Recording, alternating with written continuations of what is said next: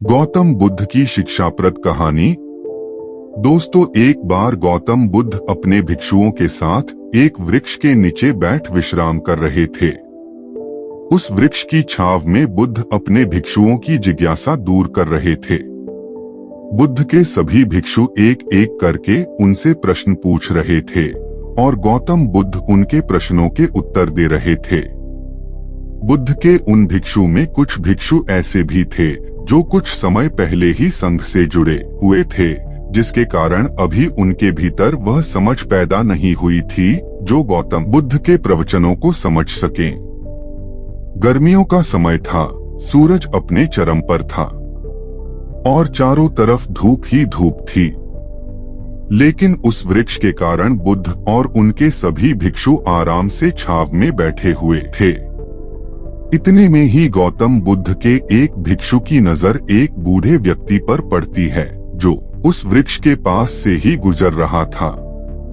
वह भिक्षु उस बूढ़े व्यक्ति को देखकर अचानक से ही हंसने लगता है। उस बूढ़े व्यक्ति की उम्र बहुत ज्यादा हो गई थी, जिसके कारण उसकी कमर मुड़ गई थी।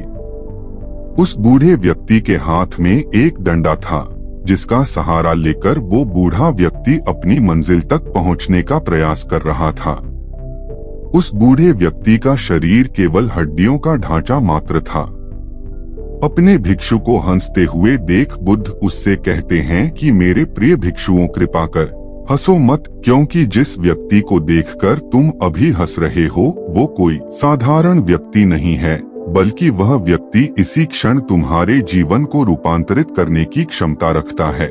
जो आज तक मैं तुम्हें सिखा नहीं पाया, वह यह बूढ़ा व्यक्ति तुम्हें सिखा रहा है। इसके द्वारा दी गई सीख को बेकार ना करो। बुद्ध की ये बात सुनकर वह भिक्षु बुद्ध से कहता है कि मुझे क्षमा करे बुद्ध, पर मुझे ये समझ नहीं आ रहा है कि जो एक बूढ़ा व्यक्ति जो खुद अपने शरीर और अपनी बीमारियों से लाचार है, वो मुझे क्या सिखा सकता है। फिर बुद्ध उस भिक्षु से कहते हैं कि ये बूढ़ा व्यक्ति तुम्हें तुम्हारा भविष्य दिखा रहा है। जिस बुढ़ापे को और लाचारी को देखकर तुम अभी हंस रहे हो, वो बुढ़ापा और लाचारी तुम्हारे जीवन में भी आने वाली है। वह बूढ़ा व्यक्ति तुमसे कह रहा है कि अभी समय है, इस स्वस्थ शरीर का अच्छे कर्म करने के लिए उपयोग करो। अगर तुम्हारा ये स्वस्थ शरीर तुम्हारे हाथ से निकल गया तो फिर से वापस नहीं आएगा, और अभी तुम्हारा ये शरीर सही से काम कर रहा है, जैसे कि तुम्हारे हाथ, पैर, आँख, कान और ये सभी चीजें सही से काम कर रही है। क्या यह छोटी बात है?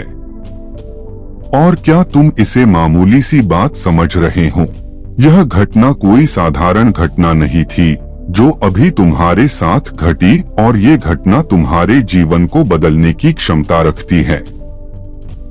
ठीक इसी तरह की घटना ने मेरा जीवन बदला था, और इस तरह की घटना के कारण ही मैं आज बुद्ध हूँ। फिर वह भिक्षु बुद्ध से कहता है कि क्षमा करें बुद्ध, परंतु मेरे मन में यह विचार ही नहीं आया कि मैं उस बूढ़े व्यक्ति से कुछ सीख सकता हूँ। उसे देखकर केवल मुझे हंसी आ गई। ऐसा इसीलिए हुआ क्योंकि तुम्हें अपने भीतर कहीं ना कहीं लगता है कि जिस स्थिति में आज वो बूढ़ा व्यक्ति है, उस स्थिति में तुम कभी नहीं आओगे।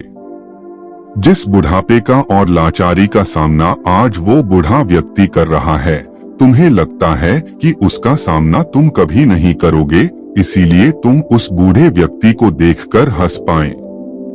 तुमने सच्चाई को नजरअंदाज कर दिया। अगर तुम सच्चाई को देख लेते तो चाहकर भी अपने आंखों के आंसुओं को नहीं रोक पाते। बुद्ध की ये बात सुन वो भिक्षु बुद्ध से क्षमा मांगता है और ये निश्चय करता है कि वह अपने स्वास्थ्य का उपयोग अपने अहंकार को बढ़ाने में नहीं बल्कि परम सत्य को पाने में करेगा। दोस्तों, जो लोग इस कहानी को पढ़ रहे हैं, हो सकता है कि आप बड़ी बड़ी समस्याओं में हो, या हो सकता है कि आप परेशानियों में हो, लेकिन फिर भी एक बात को हमेशा ध्यान में रखना है कि जब तक आपका स्वास्थ्य ठीक है, तब तक आप किसी भी बड़ी से बड़ी समस्या से बाहर आ सकते हैं।